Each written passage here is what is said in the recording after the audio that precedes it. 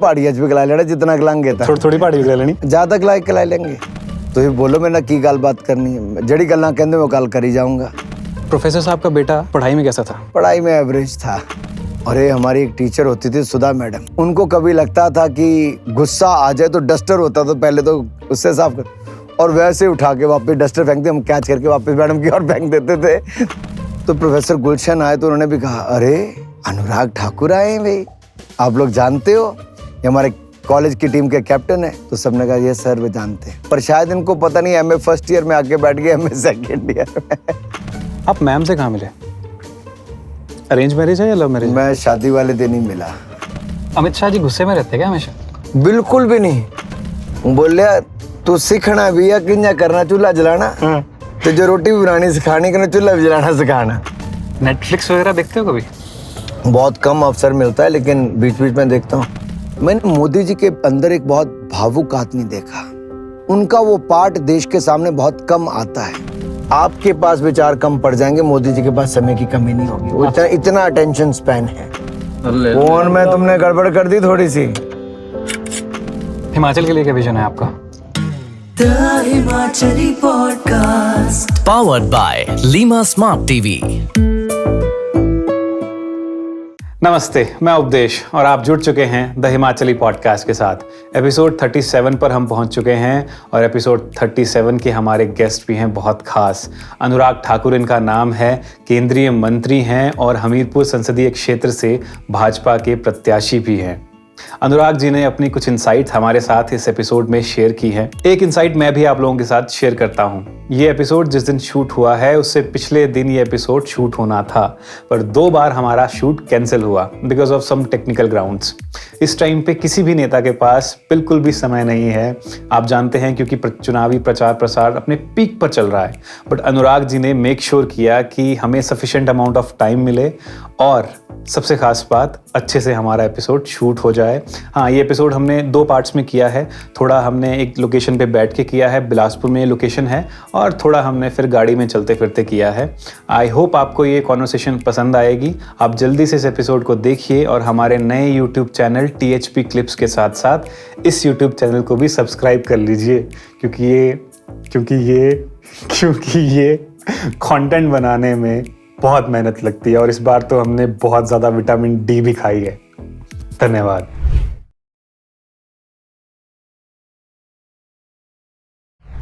Anurag ji, welcome to the Himachali podcast. कैसे हैं sir आप?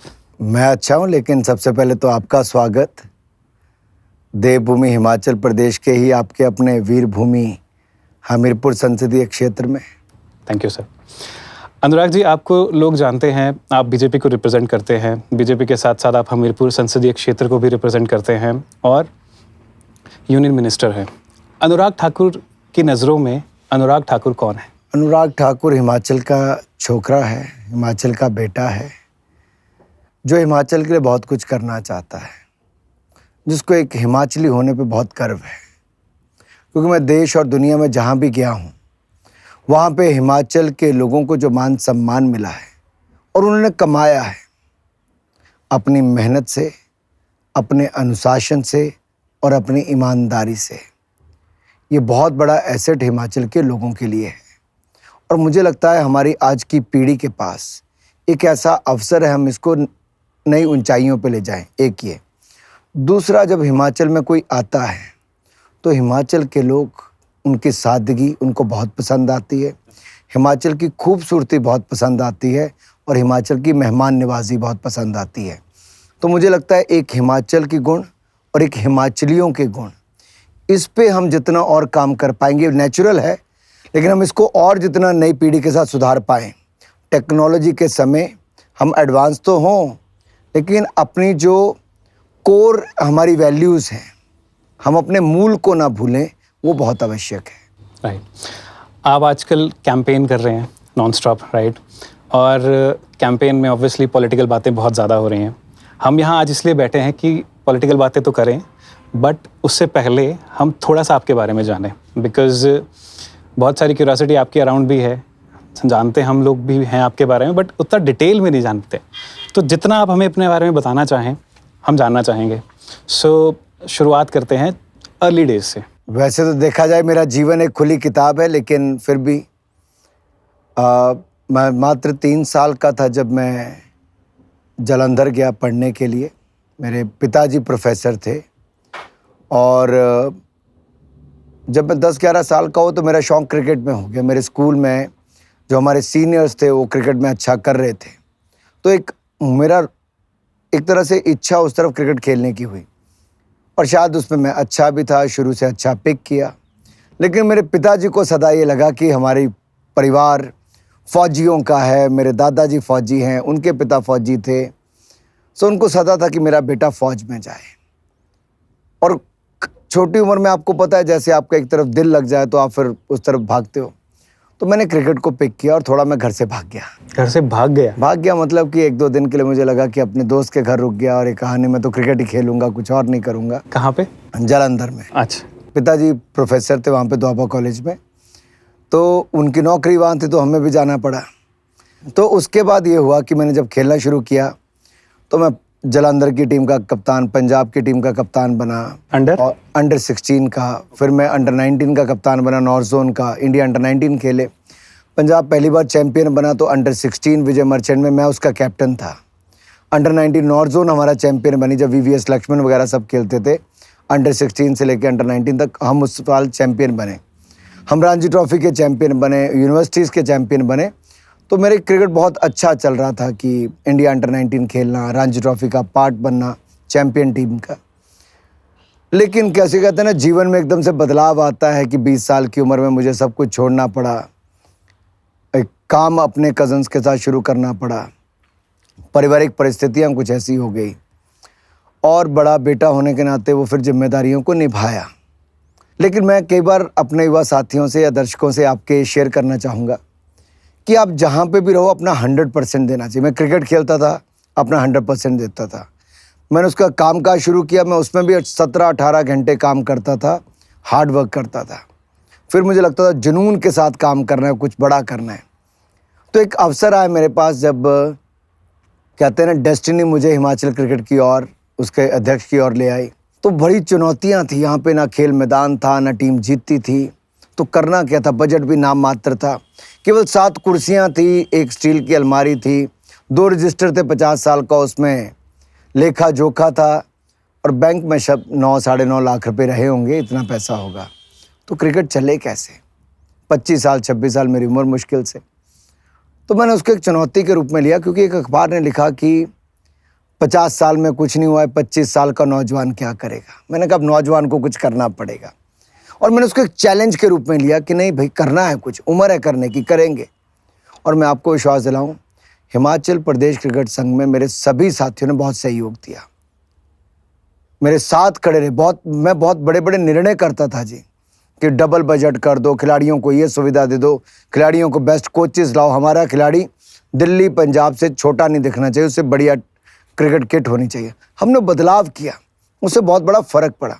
और मैं आपको बताऊं, छोटी छोटी चीज़ों का बहुत फ़र्क पड़ता है। उनका मनोबल बढ़ गया, उनको इंटर डिस्ट्रिक्ट मैचेस ज़्यादा मिल गए और हमारी टीम 5 साल में रणजी ट्रॉफी की plate group champion, national champion बन गई, जो कभी एक मैच नहीं जीती थी। हमारे पास 4-4 नई ग्राउंडें बन गई और धर्मशाला का स्टेडियम हमने बना दिया। मुझे लोग कहते थे पागल है ये, कहाँ इतने बड़े पहाड़ को काटने चला है, पता नहीं कितने साल लगेंगे, पैसा कहाँ से आएगा। लेकिन मैं युवाओं को कहना चाहता हूँ, पागलपन होना चाहिए थोड़ा सा।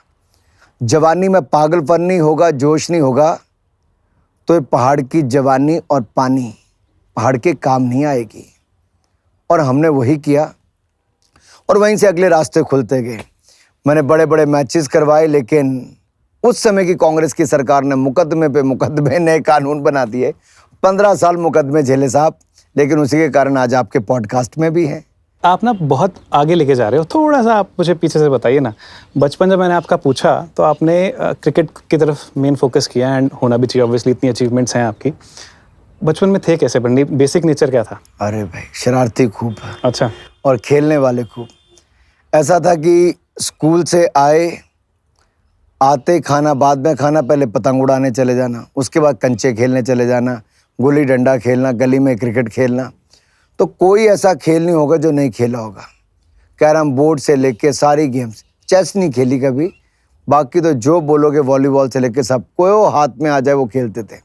पर मुझे लगता है वही सबसे अच्छी बात थी कि फिजिकल फिटनेस की और नेचुरल वे में हम लोग आगे बढ़ गए। 10 गेम्स खेलते होंगे, उनमें से एक क्रिकेट पिक कर ली, उसमें आगे बढ़ गए। तो मैं आज भी कई बार युवाओं को कहता हूं कि उनका डिजिटल टाइम कम होना चाहिए, उनको डिजिटल डिटॉक्स भी करना चाहिए और फिजिकल एक्टिविटी करनी चाहिए। जैसा मोदी जी कहते हैं फिटनेस का डोज आधा घंटा रोज, और हमारा तो आधे घंटे से कई गुना ज़्यादा होता था। उस समय पंजाब में कर्फ्यू लगते थे, आतंकवाद चरम सीमा पर था। बुलेट एक आ जाए गली में है तो लगता था कोई आतंकवादी बैठ के आया, क्योंकि कंबल कुंबल लपेटे थे। और 19 लेट 80s की आप बात करोगे, 87 88 के आसपास बहुत बुरी हालत थी। तो गली में क्रिकेट खेल ली, बारिश हो रही तब भी क्रिकेट खेल रहे हैं, कुछ और कर रहे हैं। तो एक फन टाइम भी था। हम बहुत जॉइंट फैमिली में रहते थे। और मैं इधर बात बताऊं हमारी हिमाचल की कुछ फैमिलीज थी जो हम सब लोग इकट्ठे मिलके रहते थे। घर में लगभग 70 से ज़्यादा बच्चे होंगे कॉलोनी में पूरी। नहीं भाई साहब, एक घर में जैसे एक घर दो इतने परिवार इकट्ठे रहते थे कि तो सब उसमें गली वाले भी बच्चे आके खाना खा जाते थे। घर में पता नहीं चलता था किसका आगे खा गया, कौन खा गया। लेकिन वो एक अपने आप में बहुत आनंद की बात है। आजकल लोगों की छोटी छोटी फैमिलीज हो गई, हमें बहुत कुछ सीखने को मिला आपस में। वो कैसे बैलेंस करना है रिलेशन को, बड़े से सीखना कैसे है, कैसे एक दूसरे को इज्जत देनी है। मुझे लगता है कि जॉइंट फैमिली के बहुत ज़्यादा फ़ायदे हैं। मेरे माता पिता हिमाचल में आ गए और हम लोग अपने ताई जी के पास पढ़ाई के लिए रुक गए। अच्छा, वहीं जालंधर में। तो उन्होंने हमें पाला पोसा, आगे बढ़ाया। तो जॉइंट फैमिली थी तो काम चल गया, बाकी लोग भी थे। अब सिंगल फैमिली हो तो यही बड़ी मुश्किल है। किसी भी नेता के जीवन में सबसे कठिन काम होता है अपने परिवार को समय देना। प्रोफेसर साहब का बेटा पढ़ाई में कैसा था? पढ़ाई में एवरेज था, लेकिन पढ़ाई का समय नहीं मिलता था। और शायद हमारे समय एक धारणा बन गई थी कि बस क्रिकेट खेलनी तो क्रिकेट खेलो, पढ़ाई को छोड़ दो। लेकिन मुझे लगता है आजकल युवाओं को बड़ा ध्यान देना चाहिए। अगर आप टाइम मैनेजमेंट करेंगे, बैलेंस करेंगे, तो आप दोनों का आनंद उठाएंगे, पढ़ाई का भी और खेल का भी। तो कभी मार मूर पड़ती थी प्रोफेसर साहब से भी? अरे हमारी एक टीचर होती थी सुधा मैडम, छोटे से कद की थी, हिस्ट्री की टीचर थी। उनको कभी लगता था कि गुस्सा आ जाए तो डस्टर होता था, पहले तो उससे साफ कर, और वैसे उठा के वापस डस्टर फेंकते, हम कैच करके वापस मैडम की ओर फेंक देते थे। तो मैडम गेट आउट, क्लास में से ऐसे उनको लगता है गेट आउट, बच्चों को ऐसे निकाल देती थी बाहर। एक हमारे टीचर होते थे गुप्ता सर, वो मैथमेटिक्स के टीचर थे, लेकिन वो हमें बहुत ध्यान रखते थे। वो हमें लगातार मदद करते थे कि यार खेलों में अच्छा करो और टाइम लो। पढ़ाई का समय आएगा तो लास्ट महीने हमारे एक्स्ट्रा क्लासेस देते थे, पढ़ाते थे। बाकी टीचर सविता मैडम थे, वो इकोनॉमिक्स के, वो पढ़ाते थे। स्कूल का वातावरण प्रो स्पोर्ट्स बहुत था, तो आपके प्रिंसिपल से लेके बाकी तक वो हुआ। हमारे सीनियर्स बहुत अच्छे थे उस दिशा में। एक बार क्या हुआ, बड़ा मजेदार इंसिडेंट है। 2 ऐसे किस्से हैं। हम यही सुनने आए हैं। हमारे टीचर बनाती सर थे तो ये बात है शायद 11th की। ओके। तो मैं Dayanand model senior secondary school में था, जो डीएवी की ब्रांच है। तो मैं 11वीं में क्लास में गया, तो मुझे 11वीं या 12वीं दोनों में से किसी एक क्लास की बात है। मैं गया तो मैं क्लास में बैठा, तो बनाती सर ने कहा भाई आप?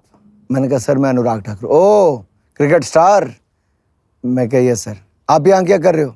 मैं कहा सर मैं इसी क्लास में, पहले कभी देखा नहीं। मैं कहा सर जब आप आते थे तब मैं नहीं आता था, और जब मैं आता तब आप नहीं आते। मैं कहता मुझसे गलती हो गई भाई, मैं चलता हूँ। उन्हें बुक उठाई चले गए। सारी क्लास हंस हंस के कि भाई तुम ज़्यादा आया करो ताकि हमें छुट्टी मिल जाए।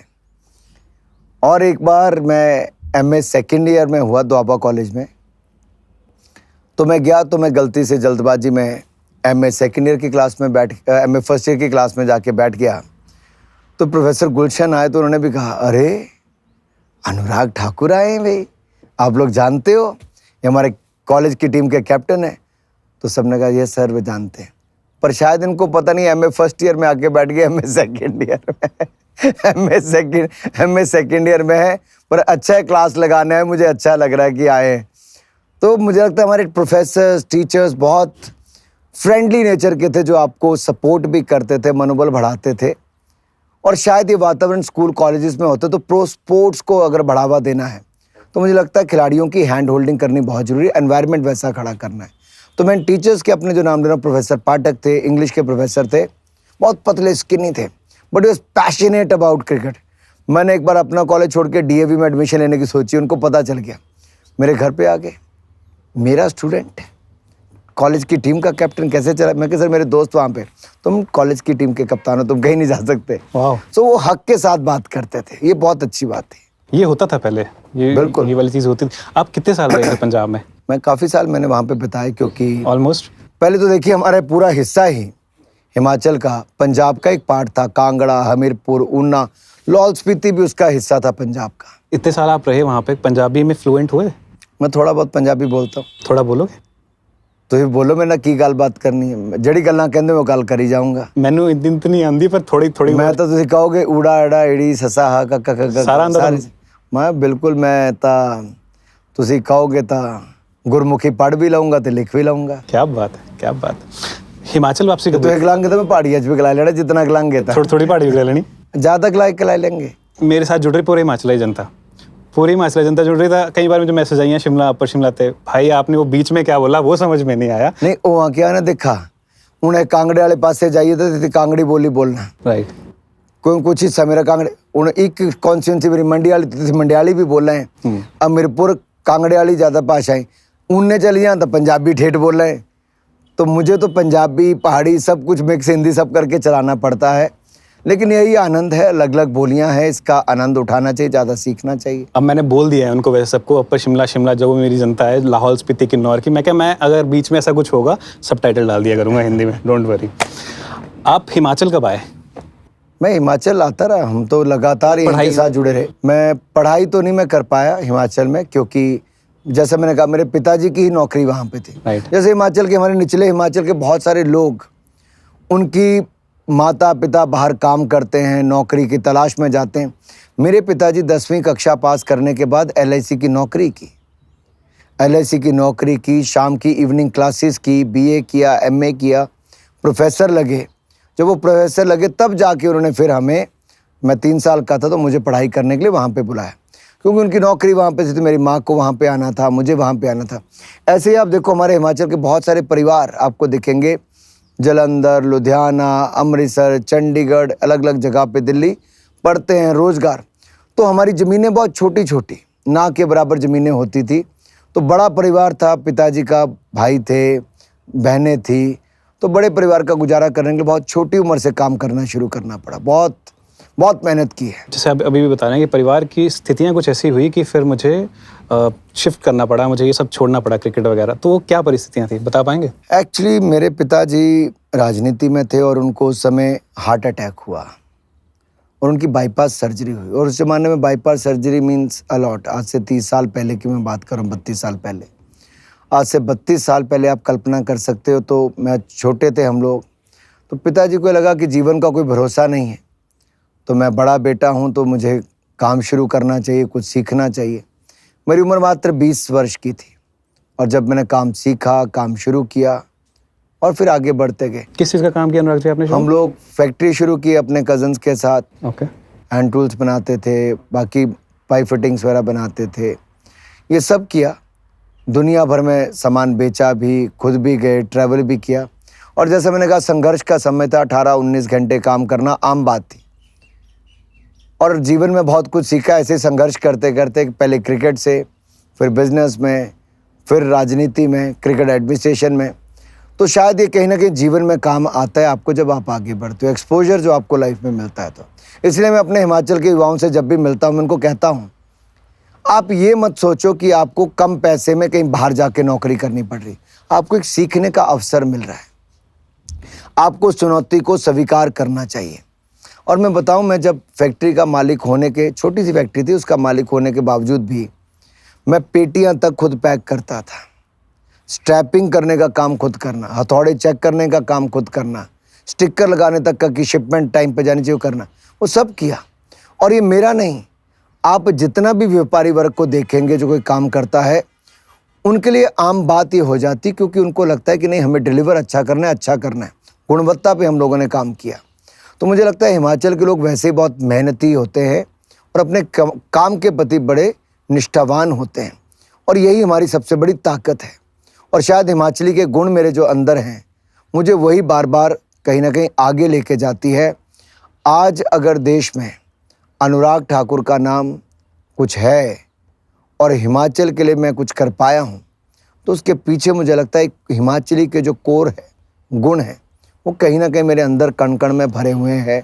चाहे वो एक फौजी के हों, एक किसान के हों, एक हिमाचल के युवा के हों, ये हमें बहुत लाभ देता है। जब आपने ऑफिशियली पॉलिटिक्स में एंटर किया, जब आप पहली बार सांसद बने, आपको पता चला कि आपको टिकट मिल रहा है यहाँ से, आपको पता कैसे चला? पहले तो ये बताइए, न्यूज़ कहाँ से पता चली कि? देखिए हुआ क्या, हिमाचल में, देश में एक्चुअली एक घटना घटी जिसमें कुछ सांसदों के खिलाफ आरोप लगे। उनमें से एक हमीरपुर संसदीय क्षेत्र पे भी लगा और स्थिति आई कि उस समय कि अब क्या होगा। उस समय कांग्रेस की सरकार थी, तो मुझे अरुण जेटली जी ने मुझे सुप्रीम कोर्ट में मिलने के लिए कहा कि तुम मुझसे आज ज़रूरी आके मिलो। और मैं दिल्ली में ही था, बाई चांस मैं सुप्रीम कोर्ट गया तो अरुण जेटली जी इतने व्यस्त होते थे कि एक कोर्ट से दूसरा, दूसरे से तीसरा, उनके 10-12 मुकदमे तो कम से कम 2-4 घंटे में वो करते थे। और जब वो कर रहे थे सब, तो जैसे ही वो फ्री हुए मेरा हाथ पकड़ा कि यार अब क्या होगा आगे, कौन लड़े, कौन बाई इलेक्शन लड़ेगा, कौन जीत पाएगा। तो मैंने अरुण जी से कहा, अरुण जी आपको तय करना है, पार्टी को तय करना, मुझे पता नहीं। उन्होंने कहा नहीं, हम लोग विपक्ष में हैं, कांग्रेस की सरकार है। और ये शायद 2006 की बात है, 5 अंत या 6 की बात है, जब उन्होंने कहा कि नहीं ये 6 महीने में चुनाव आ जाएगा, क्या करेंगे। मैंने कहा साहब मुझे पता नहीं। उन्होंने कहा देखो कांग्रेस की सरकार है, वीरभद्र जी पूरा जोर लगाएंगे और हमारे यहाँ से चुनाव कौन जीत सकता है। बहुत मुझे टटोलते रहे। मैंने कहा साहब मुझे नहीं पता कौन। मैं कहता तुम्हें एक बात बताऊं, तुम ये चुनाव निकाल सकते हो। जो ये अत्याचार तुम्हारे खिलाफ कांग्रेस ने किया है, तुमने देश के लिए स्टेडियम बना के दिया, दुनिया का सबसे खूबसूरत स्टेडियम बनाया, तुम्हारी युवाओं में बहुत पकड़ है। मैंने उनका हाथ ऐसे छोड़ दिया जैसे मेरा हाथ पकड़ा था। मैंने कहा अरुण जी मेरी कोई रुचि नहीं है। और मैं 3 महीने अरुण जेटली जी से मिला ही नहीं। और अरुण जी ने मुझे पूछा भाई तुम आते नहीं। मैं कहा साहब मैं थोड़ा व्यस्त हूँ। तो उन्होंने कहीं मेरे पिताजी से बात कर ली, धूमल जी से। धूमल जी ने साफ मना किया कि भाई देखिए मैं राजनीति में हूँ, हमारे परिवार से कोई और नहीं आएगा। तो अरुण जी ने कहा नहीं आप नहीं ला रहे, हमारी पार्टी की ज़रूरत है, हमें इसकी आवश्यकता है। तो ऐसे करते करते बात बनी, लेकिन उसके बाद वो विलम्ब हो गया 1-1.5 साल। मुझे लगता है चुनाव लेट हुआ, तो उसके चलते फिर थोड़ा लेट नंबर आया। आपके मन में क्या चल रहा था उस टाइम पे जब आपको ऑफिशियली दे दिया कि नहीं आपको ही लड़ना है और आपने भी एक्सेप्ट कर लिया? देखिए हमारी पार्टी कार्यकर्ताओं की पार्टी है। यहाँ व्यक्ति नहीं जीतता, यहाँ राजनीतिक दल जीतता है। मैंने हर बार कहा कि मुझे 4 के 4 चुनाव हिमाचल की जनता ने जिताए और भारतीय जनता पार्टी के कार्यकर्ताओं की मेहनत ने जिताए। और वो रणनीति तय करते हैं, चुनाव को खुद घर घर जाके लड़ते हैं। और यही मेरी ताकत है कि जब मैं युवा मोर्चा का राष्ट्रीय अध्यक्ष बना, मैंने कल्पना भी नहीं की थी कि भारतीय जनता पार्टी के युवा मोर्चा का मैं राष्ट्रीय अध्यक्ष बन जाऊंगा। और उस समय विपक्ष में थे, पार्टी ताज़ा चुनाव हारी थी। 1 साल हुआ था 2009 में, कांग्रेस दूसरी बार सत्ता में आई थी। लेकिन मैंने चुनौती ली, संघर्ष किया, आंदोलन किए, एक के बाद दूसरा किया, कई मुकदमे उसके झेले, बहुत सारी लाठियां खाई, पानी की बौछारें खाई, कलकत्ता से कश्मीर तक की तिरंगा यात्रा की, फौजियों पर पथराव रुकवाने के लिए की, कश्मीर की स्वायत्तता और देने की बात करते थे, हमने उसको रुकवाया, अफ्स्पा कानून को बदलना चाहते थे, उसको रुकवाया, और धारा 370 हटाने के लिए हमने संघर्ष किया। और मुझे कहा गया तुम्हारे ऊपर गोली चल जाएगी, तुम्हें मार देंगे, मत आओ। मैं फिर भी गया, लाखों युवा मेरे साथ गए और मुझे तिरंगा झंडा कश्मीर में फहराने के अपराध में जेल में डाल दिया गया। ये अपराध माना गया कि मैं यहाँ पे तिरंगा झंडा फहराने आया। और आज मेरे से ज़्यादा खुश कौन होगा कि 5 अगस्त 2019 को धारा 370 को मोदी सरकार ने हटाया। आज लाल चौक पे 24 घंटे तिरंगा झंडा लहराता है। कश्मीर की गली गली में, हर स्कूल, हर सरकारी बिल्डिंग और हर घर पे भी तिरंगा झंडा लहराता है। पॉलिटिक्स में आप अपना रोल मॉडल मानते हैं अपने फादर साहब को और नरेंद्र मोदी जी को, राइट? मैं अटल जी को भी आप मानते हैं। मुझे बताइए आपके फादर का कितना इन्फ्लुएंस है आपके ऊपर? कोई एग्जांपल देके प्लीज। हम लोग परिवार में राजनीति डिस्कस बहुत कम करते हैं, बहुत कम में ना के बराबर करते हैं। विश्वास नहीं हो रहा मुझे पर कि ऐसा सीरियसली। और हम लोग आपस में परिवार की बात करेंगे, दिन दुनिया की बात करेंगे, लेकिन राजनीति की बात ना के बराबर, हाँ, बिल्कुल भी नहीं करते, बहुत कम करते हैं। मेरे पिताजी, जैसे मैंने कहा कि मैं अपने ताया जी के पास पला बड़ा, ज़्यादा थोड़ा पिताजी के साथ उतना समय नहीं हम लोग बिता पाए, लेकिन जो मेरे पिताजी का योगदान हिमाचल प्रदेश के लिए, पहले उस समय लगता था कि हमें समय नहीं देते, लेकिन आज लगता है उन्होंने इतना बड़ा योगदान हिमाचल के लिए, भारतीय जनता पार्टी के लिए दिया, उसको देख के गर्व महसूस होता है। और जो लोगों के बीच में उनके प्रति प्रेम देखते हैं, नाम में ही प्रेम है। तो नाम ही प्रेम है, तो ये लगता है कि यही उनकी सबसे बड़ी पूंजी है। मेरे पिता बहुत धार्मिक हैं, अच्छा। बहुत पूजा पाठ वाले व्यक्ति हैं, बहुत गरीबों के कल्याण में बहुत विश्वास करते हैं, और उनका मुझे लगता है जीवन का एक ही लक्ष्य है, हिमाचल की सेवा। उनका कभी पंजाब में, जलंधर में दिल लगा नहीं। जब नौकरी भी की तब भी उनके मन में होता था कि मैं युवा मोर्चा के उपाध्यक्ष थे, तो यहीं पे ज़्यादा समय बिताते थे। कॉलेज की छुट्टी लेना, यहाँ पे आ जाना, बाद में काम करना। वो लगातार पार्टी में भी लगे रहे, तो लगातार यहीं पे, वीकेंड भी यहाँ पे, बाकी भी यहाँ पे। उनको हमेशा लगता था कि किसी ना किसी रूप में मैं हिमाचल की सेवा करूँ। और ईश्वर ने, देखिए, जब आप दिल से चाहते हो हिमाचल की सेवा करना, तो ईश्वर ने वो अवसर भी दिया सेवा करने का। कोई ऐसी बात आपको याद हो अपने फादर साहब की? आपने बोल दिया कि हम पॉलिटिक्स ज़्यादा डिस्कस नहीं करते हैं, बट कोई एग्जांपल आपको याद हो, कोई स्टोरी ऐसी याद हो जिससे आप भी इन्फ्लुएंस हुए हो, कुछ ऐसा देखा हो आपने, apart from the development work that he is done? ऐसी तो बहुत सारी होंगी। एक तो मुझे अपनी शादी की याद है कि 1 दिसंबर 2002 को मेरी शादी की रिसेप्शन थी। अटल बिहारी वाजपेयी जी देश के प्रधानमंत्री थे, उस रिसेप्शन में आए, और उसी दिन धूमल जी, जो पिछले लगभग 1 साल से उनसे लगातार मांग कर रहे थे कि हिमाचल को औद्योगिक पैकेज दिया जाए ताकि यहाँ पे उद्योग लगे, यहाँ से युवाओं का पलायन ना हो, यहाँ रोजगार के अवसर मिल सके और हिमाचल की आमदन भी हो। और मुझे कहते हुए प्रसन्नता है कि अटल जी ने दिन भी क्या चुना, 1 दिसंबर 2002, और मैं तारीख भूलता नहीं। आज हिमाचल में 6 से 7 लाख लोगों को रोजगार स्वरोजगार के अवसर मिले, तो अटल बिहारी वाजपेयी जी के इंडस्ट्रियल पैकेज के कारण और धूमल जी के मांग के कारण। और उसके बाद दूसरी बार मिला तो नरेंद्र मोदी जी के बल्क ड्रग पार्क और मेडिकल डिवाइस पार्क, जो अब हमारी मांग पे मोदी जी ने दिया। हमने उसके लिए बहुत ताकत लगाई। मुझे याद है प्रोफेसर राम कुमार जी वहाँ पे बीमार थे, हम तब भी उनको तंग करते थे। जयराम जी को मैं बार बार कहता था, उस समय के अधिकारियों को, कोविड के टाइम पे भी मेरा मन में था कि मेरे हिमाचल के लिए कुछ आए, और हमने वो मंजूर भी करवाया। तो आपका शादी का रिसेप्शन मतलब बहुत बड़ा एक, मुझे लगता है हिमाचल के लिए गिफ्ट दे गए। बहुत ही बढ़िया। आप मैम से कहाँ मिले? अरेंज मैरिज है या लव मैरिज? मैं शादी वाले दिन ही मिला।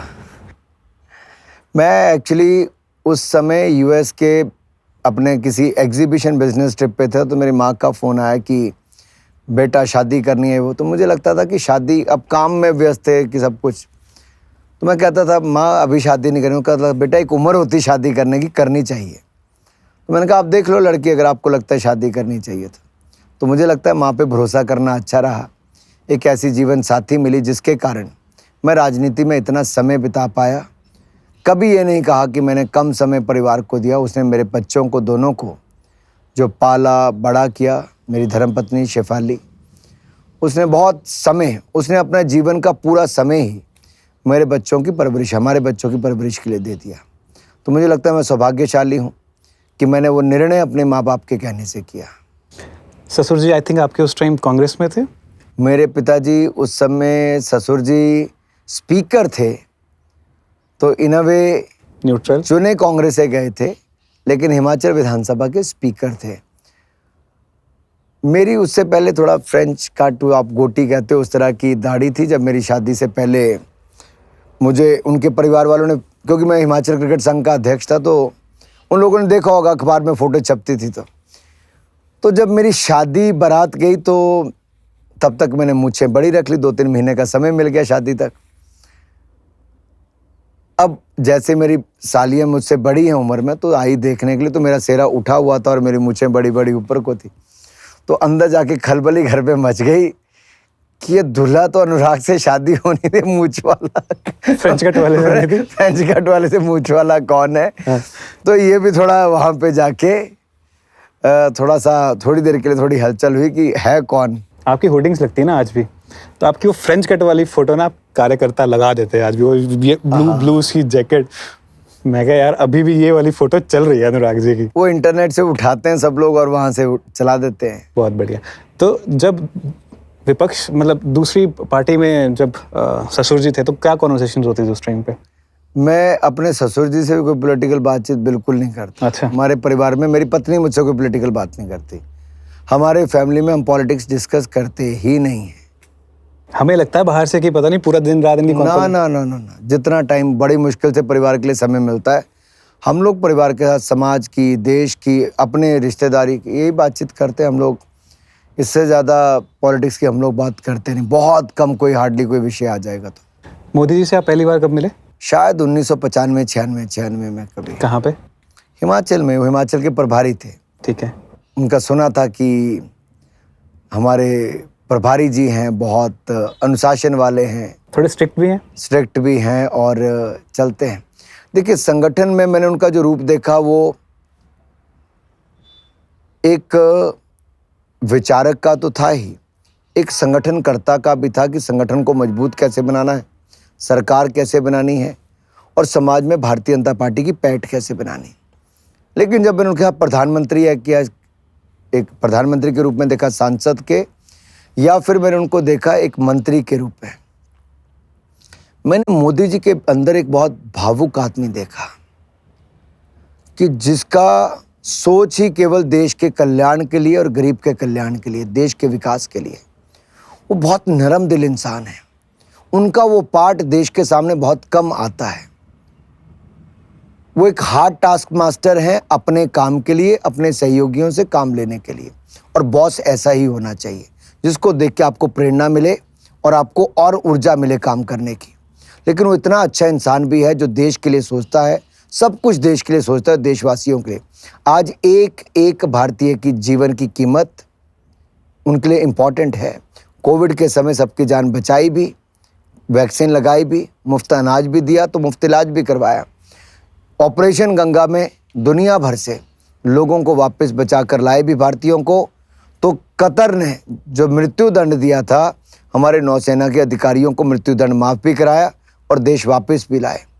आज हमारा भारत जो कभी दुनिया में मदद मांगने वाला देखा जाता था, आज नेपाल हो, टर्की, सीरिया, लीबिया हो, जहाँ पे भूकंप आया, मदद की ज़रूरत पड़ी, हमारा भारत सबसे पहले पहुँचा, सबसे पहले मदद पहुँचाई। हम अपने जनरेटर से लेके ऑपरेशन थिएटर खुद लेकर जाते हैं, तेल भी अपना लेकर जाते हैं, दुनिया से कुछ नहीं लेते, मदद देते हैं।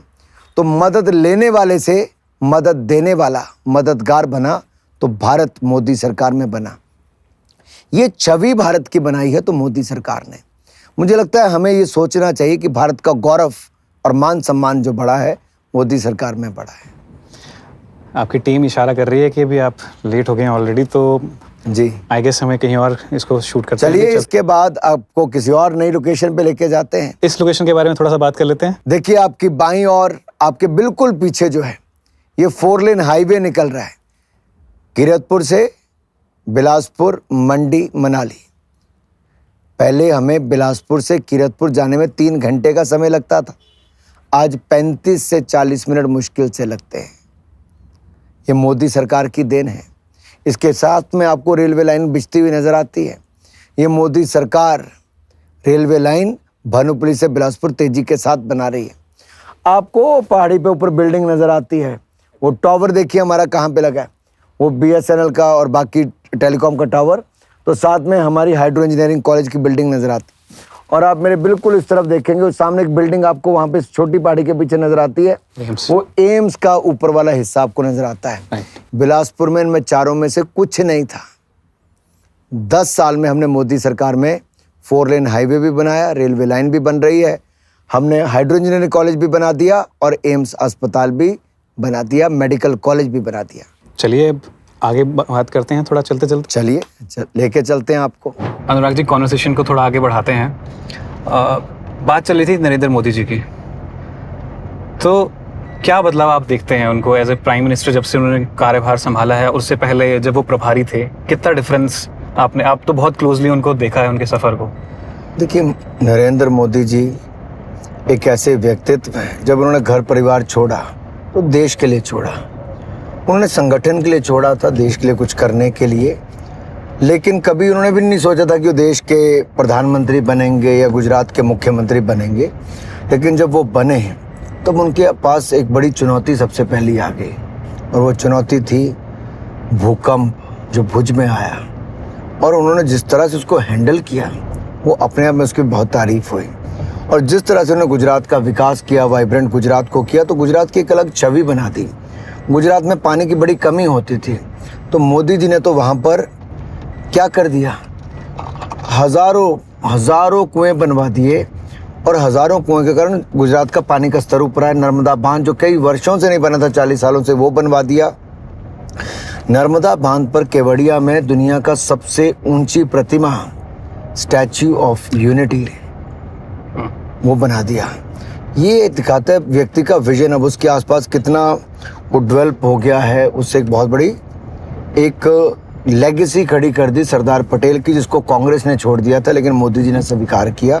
आपका बेसिक नेचर क्या है, मुझे पहले ये बताइए।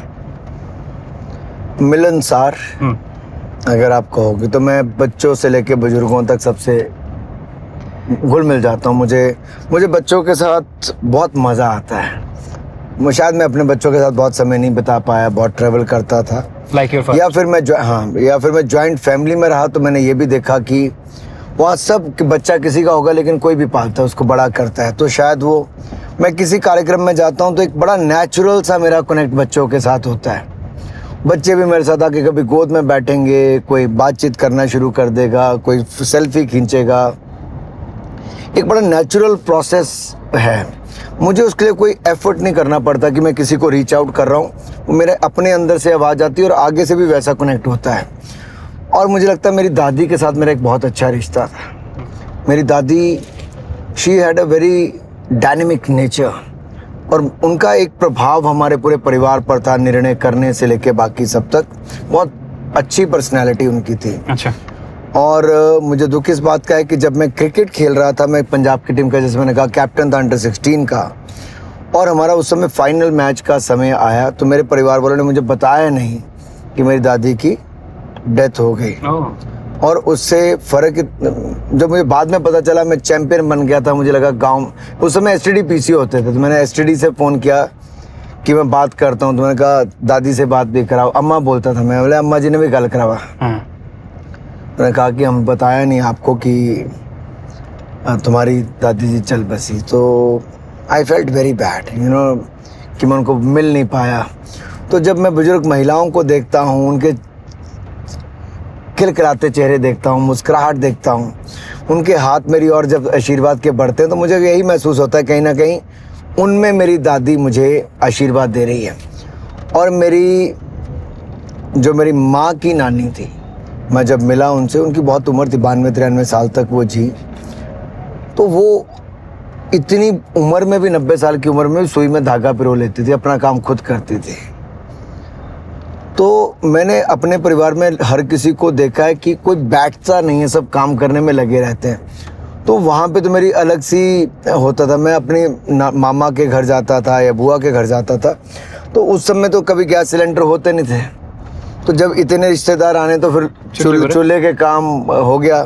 तो फूंक मारनी, हमने तो कहती, तू धुआं ज़्यादा उड़ाता है आगे इसको। तो ऐसे बोलते थे? हाँ। तो पहाड़ी में कैसे बोलते थे? बोलिया, तू सीखना भी या किंजा करना चूल्हा जलाना, तो जो रोटी भी बनानी सिखानी, कि चूल्हा भी जलाना सिखाना। तो फिर उन्होंने सिखाया कि फूंक कैसे, अच्छा, हल्के हल्के से, हल्का सा आहिस्ता से करके मारनी, जोर से नहीं मारना। पैंपलू? हाँ, पैंपलू करने। तो वो बांस के बस उसमें से दो हल्की सी फूंक करके, तो उससे बहुत कुछ। फिर हम कभी कैंपिंग पे बाद में गए, तो इतना आसान हो गया, यानी कि जो कभी बुआ के घर पे, कभी मामा के घर पे सीखा, वो कैंपिंग पे जाने पे काम आया। कि लकड़ियाँ इकट्ठी की और वहाँ पे उनको जलाया। ये तो आपने एक इमोशनल सी स्टोरी बताई अपनी दादी की। What is your best memory with her? इसके अलावा कोई और बचपन की, या कोई? कहते हैं ना, शरारत करनी, शरारत खुद की, और पहले जाके उनको बोल दिया कि भाई उसने की है, तो डांट पड़ गई मेरे ताया जी की बेटी को। हाँ। मेरी उम्र की है। हाँ। तो हम दोनों एक उम्र के थे। मेरा छोटा भाई मुझसे था, मेरे ताया जी का बेटा उससे बड़ा था, ऐसे हम लोग काफ़ी। तो डांट बेचारी उसको पड़ गई, शरारत मैं करके आया था। तो उसने कहा अम्मा जी नहीं, मैं नहीं कित्ते, इन्हें कित्ते। बोले ना कि तूने किया, मुझे पता चल गया। मैं क्या पहले जाके बता दिया तो ठीक हो गया। मैं आपका नेचर इसलिए पूछ रहा हूँ, बेसिक नेचर। अब थोड़ा सा एक ट्रिकी सवाल पूछता हूँ। I don't know if you are comfortable और नॉट, बिकॉज मैंने जितना आपको ऑब्जर्व किया है, मैं पहले भी आपको ऑब्जर्व किया, पहले भी आपको देखा है लोगों के साथ मिलते हुए, और हालांकि पर्सनली तो आपसे पहली बार ही मिल रहा हूँ। वो जो आप स्टेटमेंट जब हमने सुनी थी ना, एक बड़ी कंट्रोवर्शियल सी, मुझे विश्वास नहीं हुआ था कि अनुराग जी ने बोली है ये स्टेटमेंट। ऑनेस्टली बता रहा हूँ, ये आप समझ पा रहे हैं मैं किसकी बात कर रहा हूँ? हाँ, देश के गद्दारों वाली जो थी। मुझे बिल्कुल, मैं उसमें यही कहता हूँ। मैंने कई बार उसके बारे में पूछा कि क्या करना चाहिए, और ये स्टेटमेंट जो है वो मेरी नहीं, मैंने तो जो कहा उतना ही कहा, बाकी जो आगे से क्राउड ने कहा वो कहा। लेकिन सवाल ये खड़ा होता है बार बार कि क्या गद्दारों के साथ करना चाहिए।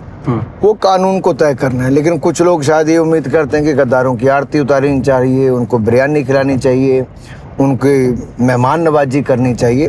तो हो सकता है कुछ लोगों को वैसा लगता हो, लेकिन कोई गद्दारी करता है तो उसके साथ क्या करना चाहिए देश भली भांति जानता है, देश का कानून भी जानता है। कभी मोदी जी आपसे नाराज हुए? कभी ऐसा हुआ कोई इंसिडेंट?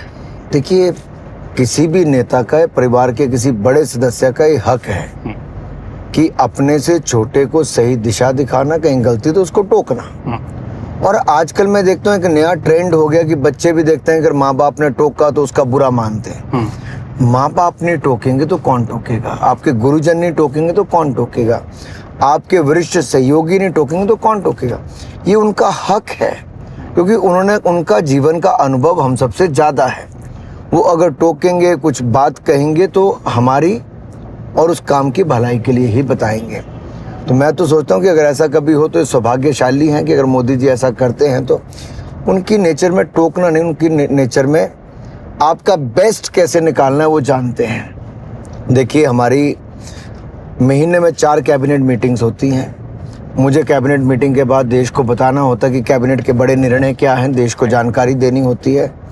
और मैं आपको बताऊं, उन मुद्दों को कितनी सरलता के साथ आम जनता के लिए उसमें क्या है, जितने अच्छे तरीके से माननीय प्रधानमंत्री जी बताते हैं, वो कम्युनिकेशन स्किल्स शायद ही किसी और कितनी अच्छी हो। तो आप उन जितनी अच्छी कम्युनिकेशन स्किल्स तो आपकी हो नहीं सकती। और जिस स्तर पे वो सोचते हैं कि इतना होना चाहिए, तो कहीं ना कहीं आप में कोई ना कोई कमी रहेगी। लेकिन आपको लगातार निखारने के लिए, अपने और बेहतर करने के लिए प्रेरित करते हैं, और यही नेता का सबसे बड़ा गुण है।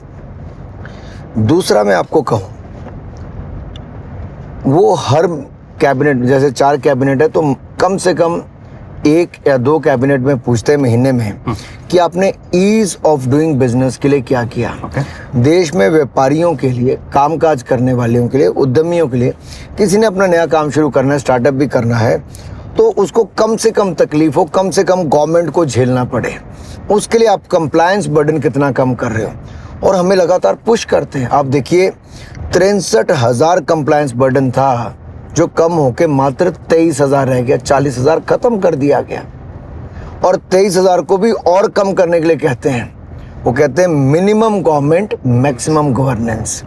तो सरकार का हस्तक्षेप आपके जीवन में कम हो, सरकार आपको फैसिलिटेट करे, आपकी मदद करे, आपको आगे बढ़ने, ये सोच उन्होंने हमें दी है। ओके, आपकी जो मिनिस्ट्री है वो काम कैसे करती है? लाइक आपका एक दिन कैसा होता है जब आप? देखिए, मेरा दिन तो सुबह 8 बजे से शुरू हो जाता है, 8 साढ़े 8 बजे से लोगों के मिलने का। ओके। और मैं अपने ऑफिस 9:30 बजे तक या ज़्यादा से ज़्यादा 10 बजे तक पहुंच जाता हूं, लोगों से फ्री होके। फिर इंटरनल मीटिंग्स होती हैं, फिर उसके बाद संगठन का हो, पार्टी का काम हो, वो भी। और मेरे पास 3 डिपार्टमेंट थे, तो उसके लिए अलग अलग मीटिंग्स भी। प्रवास बहुत ज़्यादा रहता था, ट्रैवल बहुत करना पड़ता था। और मेरे पास संगठन के बहुत सारे काम लगातार, कभी चुनाव प्रचार से लेके बाकी काम, उसकी भी जिम्मेदारी आती थी। तो मुझे लगता है वो भी अनुभव मिला। लेकिन कुल मिला के अपने लोकसभा क्षेत्र में क्या विकास कर सकते हैं, किसी और मंत्री से, किसी और अधिकारी से मिलकर हम क्या नया प्रोजेक्ट मंजूर करवा सकते हैं। कई लोगों के निजी काम होते हैं, उसके लिए बहुत टाइम लगता है, कई बार फ़ोन नहीं मिल पाते, फ़ोन मिलते हैं तो उसका इंतज़ार करना पड़ता है, तो वो भी करते हैं। ये मिला जुला सब कुछ रहता है, लेकिन मिलने में बहुत समय जाता है लोगों से, जो एक अच्छी बात भी, आपको ग्राउंड फीडबैक भी वहीं से मिलती है। प्राइम मिनिस्टर की बात कर रहे थे अभी, तो आपने एक वर्ड यूज़ किया कि जितनी अच्छी उनकी कम्युनिकेशन स्किल्स हैं उतनी तो हमारी हो नहीं सकती, बट जनता ये भी देखती है कि आपकी भी कम्युनिकेशन स्किल्स बहुत अच्छी हैं। तो आपने कब डेवलप करी कम्युनिकेशन स्किल्स पॉलिटिक्स में आने मुझे तो पता ही नहीं चला, मैं तो सच्चाई कहूँ, मैं तो क्रिकेट खेलता खेलता क्रिकेट एडमिनिस्ट्रेशन में चला गया। मुझे लगता है मुझे एक तो मेहनत करने की आदत जो खेलों से पड़ी वो मुझे काम आई, दूसरा अनुशासन वो, और तीसरा सीखने की जो बार बार अंदर से कीड़ा होता है ना सीखने का, क्या और सीखना है और सीखना है, किससे सीखना है, वो मुझे खेलों में आदत पड़ी कि यार मेरे से दूसरा एंड पे बैटिंग कर रहा तो उसमें अच्छा क्या है, दूसरी टीम के किसी खिलाड़ी ने अच्छा किया तो उसमें अच्छी क्या चीज़ थी, वो गुण अपने आप में लाने का प्रयास करो। तो मैं एक कॉन्टिन्यूअस लर्नर की आप बात करें तो मैं आज आपके इंटरव्यू में मैं देखूंगा आपने मेरी किन किन बातों पे ध्यान दिया, आपके इच्छा या आपके व्यूअर्स का क्या पहलू जानने का था। तो मैं एंड में जाके सोचता हूँ कि अच्छा आपने ये शोध इतना किया, आपने कितने दिन इसके बारे में सोचा होगा, फिर आपका वो बाहर निकल के क्या आता, तो मैं देखूंगा मेरी कहाँ कमियाँ थी, उसमें सुधार कैसे कर सकता हूँ। तो मुझे लगता है व्यक्ति को अपने आप में सुधार करने के लिए बार बार वो करना चाहिए। तो ये सब करने के लिए आप टाइम कब निकालते हो? सोशल मीडिया यूज़ करते हो आप? मैं सोशल मीडिया यूज़ करता हूँ, हर प्लेटफॉर्म को इस्तेमाल करता हूँ, और प्लेटफॉर्म से आपको फीडबैक मिलता है, लोग आपके बारे में क्या लिखते हैं, कटाक्ष क्या करते हैं, सारा आप नहीं देख सकते, आपकी टीम भी देखती है, क्योंकि अगर आप सारा दिन सोशल मीडिया देखोगे तो काम नहीं कर पाओगे। तो डिजिटल डिटॉक्स करना भी बहुत ज़रूरी है कि आप उससे थोड़ा दूर भी रहें लेकिन उससे जुड़े भी रहें। AI आ गया है, राइट, और AI बहुत ज़्यादा इम्पैक्ट उसका है, अभी दिख रहा है हमें। तो आप कैसे लेके चलते हैं इसको, AI के जो एवोल्यूशन हुआ है? मुझे लगता है जहाँ टेक्नोलॉजी नई चुनौतियाँ लाती है तो बहुत अवसर भी लाती है। तो मुझे लगता है artificial intelligence, machine learning, internet of things, ये सारे टूल्स जो हमारे जो टेक्नोलॉजी है, इसका उपयोग हमें सबके जीवन में एक सुधार लाने के लिए, गुणवत्ता लाने के लिए करना चाहिए, और हमारे अपनी जो मैन पावर है उसको भी स्किल उसी दिशा में करना चाहिए ताकि फ्यूचर स्किल रेडी हो। जो इंडस्ट्री 4.0 है, हमें उसके लिए अपनी स्किल मैन पावर तैयार करके रखनी चाहिए। नेटफ्लिक्स वगैरह देखते हो कभी? बहुत कम अवसर मिलता है लेकिन बीच बीच में देखता हूँ। कोई वेब सीरीज देखी हो, कोई पसंद आई हो कभी? मनी हाइस्ट और वाइकिंग्स, ये दो मैंने देखे हैं। अच्छा। फिर एक 26 करके थी जिसमें वो शायद फिल्म थी, और स्पेशल 26 अक्षय कुमार। हाँ, अक्षय कुमार की, और एक दिल्ली क्राइम, ये मैंने 3-4 करके ऐसी देखी हैं। तो किसी ने रिकमेंड किया था कि ये देखो, या फिर खुद ही? उस पर रेटिंग आती है, उसमें से कोई पिक कर लो तो पिक कर लो, मैं तो बहुत कम मुश्किल से अवसर मिल पाता है। आई थिंक आपका नेक्स्ट डेस्टिनेशन आ गया। हाँ, उसके बाद में थोड़ा सा स्वागत का है यहाँ पे रखा। नमस्कार। नमस्कार जी, कैसे हो आप? घर पे ठीक है सर? नमस्कार। कैसे भाई?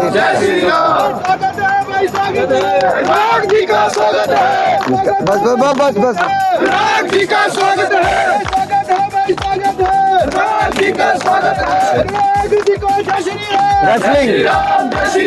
नमस्कार जी, कैसे हो भाई? इनका माइक तो नहीं गिरा ना अभी तक? बीच बीच में ब्रेक्स लेने पड़ रहे हैं, जैसा कि आप देख पा रहे हैं, बिकॉज प्रचार प्रसार चल रहा है अनुराग जी का, बीच बीच में कार्यकर्ता मिल रहे हैं। अनुराग जी, जहाँ पे हम थे वहीं से कंटिन्यू करते हैं एक बार। जो आप कह रहे हैं कि रेटिंग्स होती हैं, हम देख लेते हैं, बच्चे भी कुछ रिकमेंड करते हैं अभी? हाँ, बच्चे करते हैं, लेकिन उनको पता है कि पापा सोते हैं मुश्किल से 4-5 घंटे, तो कब देखेंगे। और मेरा प्लान भी ये रहता है कि जब मैं ट्रैवल करता हूँ तो मेरा पढ़ता हूँ, जितना ज़्यादा से ज़्यादा हो सके पढ़ने का प्रयास करता हूँ। क्या पढ़ते हैं? ज़्यादातर न्यूज़पेपर्स, फाइल्स, या फिर कुछ ऐसे लोगों के काम जो फटाफट फाइलें हो जाएं, ताकि कोई काम पेंडिंग ना रहे। मेरा प्रयास रहता है कि रात को मैं 1-1:30 बजे भी जब ऑफिस से जाता हूँ, तब यही रहता है कि तब तक उस दिन का काम निपटा दिया जाए, क्योंकि नहीं तो अगले दिन और आना ही आना है। तो घर वालों के लिए टाइम कब निकालते हो? बस वही है कि बीच में जब बच्चे सोने जाते हैं 11 बजे के आसपास, तब आधा घंटा जाता हूँ उनके पास, और फिर वापस ऑफिस, घर में जो ऑफिस है वहीं पे आता हूँ। तो घर में ऑफिस होने के फायदे हैं कि नुकसान है, मतलब घर वालों के पॉइंट ऑफ व्यू से? इन अ वे नुकसान ज़्यादा है। हाँ। लेकिन आप जब राजनीति में आते हो तो आप ये नफ़ा नुकसान नहीं देखते, आप ये देखते हो आपका योगदान क्या है। हाँ। नफ़ा नुकसान से ज़्यादा योगदान पे। नेटफ्लिक्स और OTT की बात कर रहे थे, तो आपको लगता है कि आपने भी ऑब्वियसली ऑब्जर्व किया होगा कि थोड़ा सा इनको रेगुलेटरी और उस तरीके से कोई बॉडी होनी चाहिए जो इनको देखे, चेक करे कि क्या कंटेंट पड़ रहा है और किस तरीके से उसको। देखिए, सेल्फ रेगुलेशन हो ही रहा है। ओके। और हमने लगातार जहाँ जहाँ इनकी ज़रूरत पड़ती, वैसे तो 95-99% रोक रहा राकेश, 95-99% कैसे भाई जी, ठीक ठाक है? बॉस इधर से आ जाओ, उधर से। कैसे भाई जी, ठीक ठाक? मुझे दे दो, मैं खींच देता हूँ, आ जाएगी सब। मुझे दे दो सर की बात है, मुझे दे दो। मैं खींच सकता फोटो आपकी, मेरे वो पास। फोन भी है, ये भेज। कोई नहीं, फोट। और sir best of luck sir. Thank you, 5 lakh कम से कम। थैंक यू, धन्यवाद। फोटो खींचूं आपका? वोट मांगनी भी है, नहीं मैं खींच लूं। वोट से ना पूरा प्रचार कर रहे हैं, कटर बनते हैं बिल्कुल। अपना फोन ले आना। चलो फोन में तुमने गड़बड़ कर दी थोड़ी सी, ठीक है। स्माइल कर लो थोड़ी। ओके, तुम्हें सारे चमक रहे आएंगे। आप पहली बार पहले रोके थे हमने। ठीक चाय है, पिलो ठंडा हमने। फिर आए फिर। ठीक है, एक बात और है सर। चल राकेश, बहन जी नमस्ते, ठीक ठाक है? भाई जी नमस्ते। लोकल कनेक्ट, हाँ नहीं, लोगों का प्यार बहुत मिलता है साहब। कहाँ थे हम? वहीं पे आते हैं। सेल्फ रेगुलेशन की आप बात कर रहे हैं। सेल्फ रेगुलेशन पे इसलिए क्योंकि देखिए, जब आपको क्रिएटिविटी भी करनी है तो थोड़ा उनको वो स्पेस देना पड़ेगा, और अगर वो गलत कहीं करते हैं तो उनके खिलाफ 3 चरणों में एक्शन किया जा सकता है। और हमने कभी उसको उस ढंग से, जहाँ जहाँ शिकायत मिलती है, जो रेगुलेटरी बॉडी है वो वैसा भी करती है। रेगुलेटरी मीन्स की जो सेल्फ रेगुलेटरी बॉडी है। फ्लेक्सिबल हो आप, मतलब थोड़ा सा इन चीज़ों को लेके, मतलब यूजुअली दिखता नहीं है इस तरीके से। देखिए, क्योंकि उस पर पेरेंटल लॉक भी है। आप चाहेंगे तो आपका 0 से 6 साल वाला बच्चा क्या देखेगा, 6 से 12 वाला क्या देखेगा, 12 से 16 वाला क्या देखेगा, ऐसे अलग अलग उसके शायद एज ग्रुप्स हैं जहाँ पे पेरेंट्स के ऊपर भी ये जिम्मेदारी, तो कहीं ना कहीं पेरेंट्स की जिम्मेदारी, बच्चों की जिम्मेदारी वो भी साथ में है। आपके साथ आप प्रसून जोशी से मिलते रहते होंगे, राइट? बीच बीच में बातचीत होती होगी? नहीं, या वो फिर- तो CBFC के चेयरपर्सन है, तो उनका तो ऑटोनोमस बॉडी है, वो अपना काम करते हैं। देखिए, मैं साधारण व्यक्ति के हिसाब से बताता हूँ, हमें ये दिखता है कि मिलते रहते हैं आप, not particularly with you but with the people of BJP या गवर्नमेंट। ठीक है, उनका काम होता होगा मोस्टली। मैं इसलिए कह रहा हूँ कि क्या इन लोगों के साथ जब कॉन्वर्सेशंस होती हैं तो कुछ उनकी तरफ से भी कुछ फीडबैक आता है? नॉट एग्जैक्टली प्रसून जोशी, कोई और भी बॉलीवुड से कोई कलाकार हो, थोड़ा कुछ उस तरीके से कुछ। देखिए, फीडबैक तो मैंने जब कहा कि मैं सुबह से लेकर रात तक लोगों से मिलता हूँ, इंडस्ट्री वालों से भी मिलता हूँ, कॉमन मैन से भी मिलता हूँ, तो फीडबैक तो आपको हर तरह की आएगी। और मेरा आपने बयान भी कई बार देखे होंगे कि इन OTT प्लेटफॉर्म्स को बुला के हमने बहुत सख्ती के साथ भी कहा कि अगर आप क्रिएटिविटी के नाम पे ऐसा कंटेंट पेश करोगे जहाँ पे अभद्र भाषा का प्रयोग किया गया है, नग्नता है या बाकी सब कुछ है, तो वो फिर मंजूर नहीं होगी एक लिमिट से आगे। और उन्होंने उसको लेके अपने सब में किया, और फिर कई लोगों ने जो इनके अपने ही रूल्स के अनुसार इन्होंने अपनी इंडस्ट्री में बात की, उसमें काफ़ी बदलाव भी आया, काफ़ी सुधार भी आया, और जहां और सुधार की आवश्यकता तो निरंतर उस पर प्रक्रिया जारी है। चलिए, बहुत बढ़िया। कांस की बात करते हैं। हमने आपका एक फोटो देखा था, वीडियो देखा था और बहुत न्यूज़ देखी थी। कांस 2022 में आप गए थे, रहमान साहब, प्रसून जोशी, नवाजुद्दीन सिद्दीकी, वो कैसे हुआ सर? देखिए, भारत आज दुनिया की सबसे ज़्यादा फिल्में बनाने वाला देश है, और दुनिया में सबसे best location, best story telling और most competitive and effective technology wise भी, और जो उनको पूरा अपना तामझाम स्टाफ चाहिए, सब कुछ वो भारत में है। तो एक और तो हमें भारत की फिल्मों को दुनिया में दिखाने का अवसर, प्लेटफॉर्म मिलता है। कान सबसे बड़ा फिल्म फेस्टिवल होता है। दूसरा है कि हम दुनिया को आकर्षित करें अपने देश में फिल्में बनाने के लिए, तो हमने वहाँ पे पॉलिसी भी लॉन्च की कि आइए, मेक इन इंडिया, आप शूट इन इंडिया उसको कीजिए। और दूसरी ओर इंडिया की जो कंट्री ऑफ स्टोरी टेलिंग, यहाँ तो हर गली, हर घर, हर गांव की कहानियाँ हमें दुनिया को बतानी है। तो बहुत शानदार, हमने उस दिन बहुत बड़ा उसको इंडिया पवेलियन किया, और वो हमारे 75th ईयर हमारे डिप्लोमेटिक टाइज का था फ्रांस के साथ भी, और पहली बार किसी देश को मान सम्मान उन्होंने दिया था, किसी कंट्री को रिकॉग्नाइज करने के लिए, कंट्री ऑफ ऑनर, तो भारत को दिया। तो हमने उसको उतना बड़ा किया तो उसको दुनिया भर में बहुत धूम हुई। तो मैं सौभाग्यशाली हूँ कि उस समय मैं सूचना प्रसारण मंत्री था और मैं भारत को वहाँ पे लीड कर पाया। वो जो ड्रेस पहनी थी आपने, वो बताइए थोड़ा सा। देखिए, दुनिया को भारत के रंग, भारत की कला, संस्कृति, परंपराएं, भारत का फैशन, क्योंकि भाषाएं अलग हैं, व्यंजन अलग हैं, तो अपने वस्त्र भी अलग अलग है, वेशभूषा भी अलग है। तो मुझे लगा वो तो सब किया नहीं जा सकता, तो क्यों ना एक जो मोदी जी हैंडलूम, हैंडीक्राफ्ट को प्रमोट करते हैं, तो उसका कपड़ा लिया जाए, तो उसकी अचकन सिलाई जाए। अब उसमें क्या किया जाए? तो मैंने कहा बहुत कम टाइम था, 2 दिन का, तो मैंने फिर उसके अलग अलग भाषाओं में बटन, भारत को हिंदी, तमिल, पंजाबी, ऐसे अलग अलग लैंग्वेजेस में, बंगाली वगैरह में ऐसे लिखा। तो बटन पे अलग अलग। तो मुझे कई लोगों ने पूछा कि what's so special about these buttons, they look different. मैंने कहा they are in different languages. तो उनको लगा कि कहाँ की लैंग्वेज? तो मैंने कहा हमारे भारत में इतनी लैंग्वेजेस और इतने डायलेक्ट्स हैं। तो उसको देख के दुनिया का एक आकर्षण उसको लेके पैदा होता है। वाइफ ने हेल्प किया था इसमें? नहीं, मेरी वाइफ ने उनका देखिए बाकी बहुत योगदान रहता है, लेकिन इन सब चीज़ों में उनका कोई हस्तक्षेप नहीं रहता। आई थिंक हम आपके हमारा एक और प्रोग्राम में हम लोग पहुंच गए, शानदार कार्यक्रम है, आइए आपको वो भी दिखाते हैं।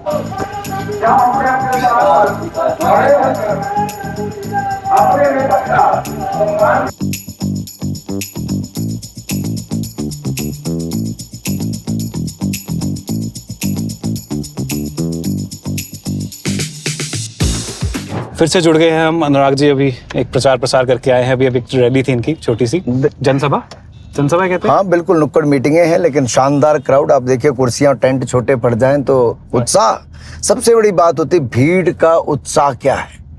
कभी संख्या से फर्क नहीं पड़ता, उनके उत्साह से फर्क पड़ता है, और कमाल का उत्साह है।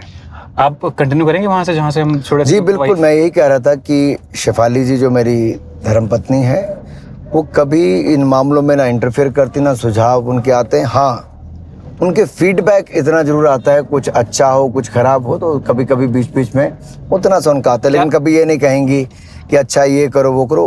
कुछ अच्छा हो तो उसका फीडबैक कभी ना कभी देती हैं कि इस पे बहुत अच्छी सोशल मीडिया पे या जनता में इस तरह की रिपोर्ट है, और कहीं कुछ गलत होता है तो वो भी मेरे ध्यान में लाती हैं। टेरिटोरियल आर्मी की बात कर लेते हैं। अभी टेरिटोरियल आर्मी में आपने ज्वाइन करी, वो कैसे आया?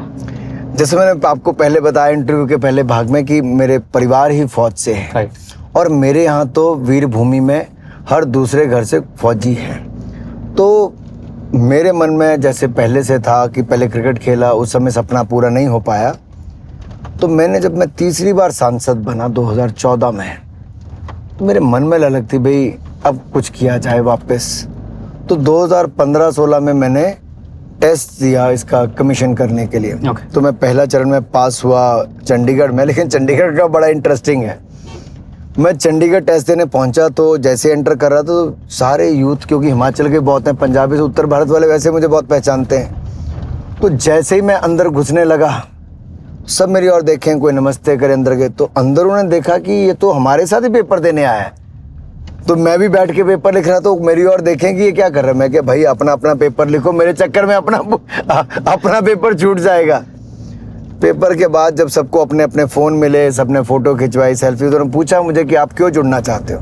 मैंने कहा जैसे आपके मन में देश की सेवा करने की भावना है, मैं एक सांसद के रूप में कर रहा हूँ, एक नागरिक के रूप में कर रहा हूँ, लेकिन एक फौजी में जो जज्बा होता है ना, वो देश के लिए मर मिटने के लिए होता है, कुछ भी करने का होता है। तो वो जुनून कहीं ना कहीं अंदर से बोल रहा था कि नहीं मुझे ये करना है। और मैं सौभाग्यशाली हूँ, जब मैं भोपाल में भी गया कमीशनिंग के लिए, उस समय तो 9 दिन का पूरा प्रोसेस होता है। पहले दिन जैसे 250 लोग आए, टेस्ट दिया, तो उनमें से शाम को ही रिजल्ट आ जाता है कितने। तो उस समय दिक्कत आती है कि शाम तक आपको वेट करना होता है। पहले दिन तो आपने टेस्ट दिया, जब रिजल्ट आएगा तो आपको ये नहीं चिंता फेल हुए पास हुए, उस दिन तो सामने के सामने आता है। तो सब लोग वेट कर रहे थे कि टेस्ट का रिजल्ट आ जाए, देखेंगे अनुराग फेल होता है कि पास होता है। अच्छा। मैं बीसीसीआई का सचिव था उस समय, और यूथ विंग का नेशनल प्रेसिडेंट रहा उस समय भी था। तो लोगों को चेहरा तो पहचान का था ही, तो सब लोग पूछ रहे थे कि सर आप क्यों आना चाहते हो। तो मैं वहाँ रोज शाम को पास तो मैं करके किताब लेके बैठता था, क्योंकि 9 दिन का था। उसमें ग्रुप डिस्कशन भी होती हैं, अलग अलग तरह के आपके फिजिकल से लेके बाकी सारे टेस्ट होते हैं। तो मुझे लगा एक वो जीवन का एक ऐसी अचीवमेंट है जो मुझे लगता है सारी उम्र में चेरिश करूँगा। मैंने अपने पिता के चेहरे पे 2 बार जब बहुत बड़ी प्रसन्नता देखी, तो वो क्या थी। एक, जब मैं 14वें लोकसभा में मैं तीसरी बार लोकसभा में जीत गया 2014 में, तो उनके चेहरे पे एक अलग सी खुशी थी, सेंस ऑफ अचीवमेंट थी। दूसरा मैं देखा जब मेरी पिपिंग सेरेमनी थी, मुझे आर्मी चीफ पिपिंग कर रहे, तो एक तरफ मेरे पिताजी थे, एक तरफ वो थे। मेरे पिता बहुत भावुक थे। एक तरफ उनके अंदर ही अंदर गर्व का एहसास था कि हमारे परिवार की परंपरा को इसने आगे बढ़ाया है, और दूसरी तरफ कहीं ना कहीं वो भावुक थे कि सारी जिम्मेदारी निभाते हुए अनुराग ने किया है। तो मुझे लगता है मेरे पिता के चेहरे पे मुस्कुराहट देख के मुझे बहुत खुशी हुई। ट्रेनिंग भी होती है ना उसमें? बिल्कुल ट्रेनिंग होती है, और हर साल हमें 36 दिन अलग से देने पड़ते हैं साहब। अच्छा। हर साल 36 दिन का आपको अपना योगदान टेरिटोरियल आर्मी में देना, और मैं देता हूँ। पर उसमें आपको इतनी लिबर्टी होती है कि आप अपना शेड्यूल बना के दे सकते हो कि आपको कब कब समय देना है। तो मेरी जैसे अर्बन है 124 रेजिमेंट, तो उसमें थोड़ा और आसान होता है कि बहुत रिमोट एरियाज में नहीं जाना पड़ता। आप मोदी जी के साथ क्लोजली काम करते हो, कैबिनेट मिनिस्टर हो, तो कुछ बताइए ना, कुछ अंदर की बात बताइए ना, जब कोविड टाइम्स की या फिर कुछ भी। ओह, आपने क्या पूछ लिया, कोविड टाइम्स। ओफ, तो सुनते ही एक बार कहते हैं ना रोंगटे खड़े हो जाते हैं कि पार्लियामेंट सेशन चल रहा था और ये निर्णय करना कि क्या करें, और एकदम से मोदी जी ने, अब देखिए मैं अब क्या करूं, हमें पता था एज ए मिनिस्टर कि एक दिन के बाद या इस तरह से वो लग सकता है, इसका ऐसा अनुमान था कि ये लॉकडाउन लग सकता है। और मेरा बेटा तब दिल्ली से मेरे कजन्स के पास, अपने ही कजन्स के पास वहाँ पे जाना चाहता था, और मैं उसको कह नहीं सकता था कि बेटा ये होने वाला है, और मन में कर रहा था कि चला जाएगा तो पता नहीं कितने महीने वहाँ पे रहेगा, वहाँ पे ना ध्यान रखेगा नहीं रखेगा। तो मैंने सोचा नहीं, बताना नहीं चाहिए, लेट इट हैपन। जैसा देश के बाकी बच्चों के साथ होगा, परिवारों के साथ होगा, मेरे बच्चे के साथ भी। अच्छा। सो आई लेट हिम गो, और वो 2 महीने फिर उनके पास ही रहा। और दूसरा, जब कोविड का समय हुआ तो मैं अपने घर में बाहर रहता था। एक मुश्किल से 8 बाय 12 का कमरा होगा जहाँ पे मैं रहता था। मैं वो 4 महीने वहीं पे रहा, दिल्ली में। पर मुझे रोज, क्योंकि प्रधानमंत्री मोदी जी से मिलने जाना होता था, निर्मला सीतारमण जी को, मुझे, अमित शाह जी को, क्योंकि हम लोग वित्त मंत्रालय में थे दोनों, और अमित भाई गृह मंत्रालय में, तो हमारी मीटिंग्स होती थी अधिकारियों के साथ भी और प्रधानमंत्री जी के साथ भी। तो पीएम साहब ने पहला क्या निर्णय लिया, उन्होंने पूछा क्या क्या ज़रूरत है, क्या लगता है पहला काम क्या करना चाहिए। तो मुझे कहते हुए प्रसन्नता ये है कि पीएम ने पहला निर्णय लिया कि गरीब की थाली खाली नहीं होनी चाहिए। आप कल्पना कीजिए, पीएम ने कहा गरीब की थाली खाली नहीं होनी चाहिए, 80 करोड़ गरीबों को प्रधानमंत्री गरीब कल्याण अन्न योजना देनी चाहिए। और देखिए 80 करोड़ लोगों को कभी अनाज की कमी नहीं आने दी, ये खासियत है। और दूसरा उन्होंने कहा कि महिलाओं को गैस सिलेंडर की कमी ना आए, 20 करोड़ महिलाओं को 30,000 करोड़ रुपए का नकद राशि अलग से 500 की 3 किश्तें दी, 3 गैस सिलेंडर मुफ्त में दिए। और दिव्यांग को, वृद्धजन को, विधवाओं को, उनको भी 1000 रुपया अलग से दिया। जो 3 करोड़ लोगों को 3000 करोड़ वो भी दिया। मेरा कहने का भाव ये है कि वो इतनी बारीकी में जाते हैं कि व्यापारी को चाहिए 20% एडिशनल वर्किंग कैपिटल।